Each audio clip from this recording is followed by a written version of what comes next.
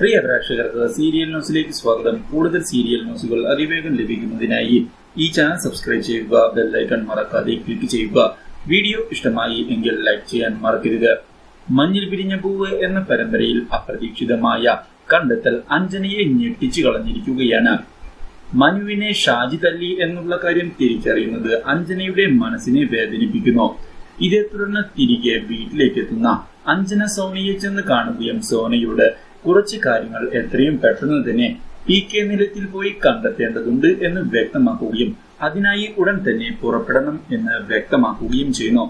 ആദ്യം തന്നെ PK നിലയത്തിലെത്തിയ അവിടെ നിന്ന് മല്ലിക പണ്ട് എഴുതിയ ഒരു കത്ത് എടുക്കണമെന്നും അതിലെ കയ്യക്ഷരം കണ്ടുപിടിച്ചാൽ കുറച്ച് കാര്യങ്ങൾ നമുക്ക് കണ്ടെത്താൻ സാധിക്കുമെന്ന് വ്യക്തമാക്കുകയും ചെയ്യുന്നു. ഇതേ തുടർന്ന് അവർ യാത്ര തുടരാൻ ശ്രമിക്കുന്നതിനിടയിൽ അവിടേക്ക് ഷാജി എത്തുന്നു.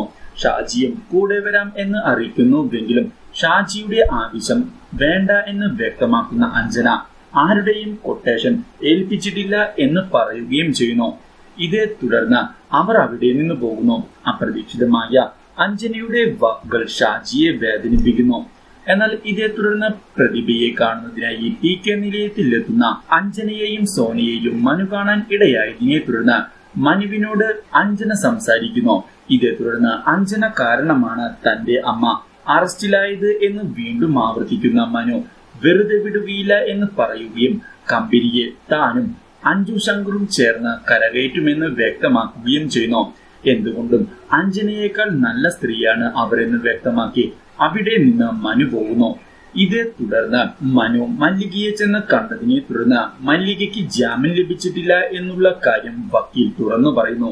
ഈ കാര്യം അറിയുന്നത് മല്ലികയെ ഞെട്ടിക്കുകയും തുടർന്ന് മല്ലിക കമ്പനിയുടെ കാര്യങ്ങൾ മനുവാണ് നോക്കുന്നത് എന്നും മനുവിന് സഹായമായി കൂടെ ഉണ്ടാകണം എന്നുമുള്ള നിർദ്ദേശം വക്കീലിന് നൽകുകയും മനുവിനെ ആശ്വസിപ്പിച്ചുകൊണ്ട് അവിടെ നിന്ന് പോവുകയും ചെയ്യുന്നു.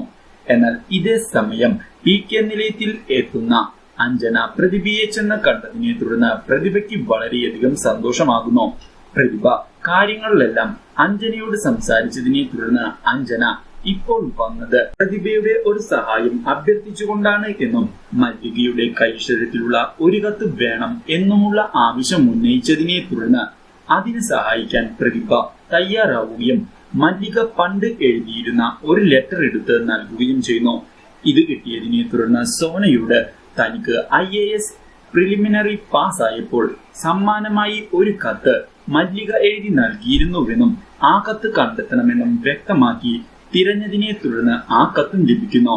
ഇതേ തുടർന്ന് ഇരു കത്തുകളും മാച്ച് ചെയ്യുന്നുണ്ടോ എന്ന് പരിശോധിക്കുന്ന അഞ്ജനയ്ക്ക് എന്തൊക്കെയോ മാറ്റങ്ങളുണ്ട് എന്നും പൊരുത്തക്കേടുകൾ എവിടെയൊക്കെയോ ഒളിഞ്ഞിരിക്കുന്നുണ്ട് എന്ന് മനസ്സിലാവുകയും ചെയ്യുന്നു. പക്ഷേ അഞ്ജനയെ കാണുന്നതിനായി സുജ വരുന്നുവെങ്കിലും സുജയോട് ദേഷ്യപ്പെട്ട് സംസാരിക്കുന്ന അഞ്ജന ഷാജിയെ നിലക്കി നിർത്താൻ തയ്യാറായില്ല എങ്കിൽ സുജയുടെ ജീവിതം കഷ്ടത്തിലാകും എന്ന് ഓർമ്മിപ്പിച്ച് അവിടെ നിന്ന് പോകുന്നു. അഞ്ജനയുടെ ഈ ഭാവമാറ്റം സുജയെയും ഞെട്ടിച്ചു കളയുന്നു. Do like, share and subscribe.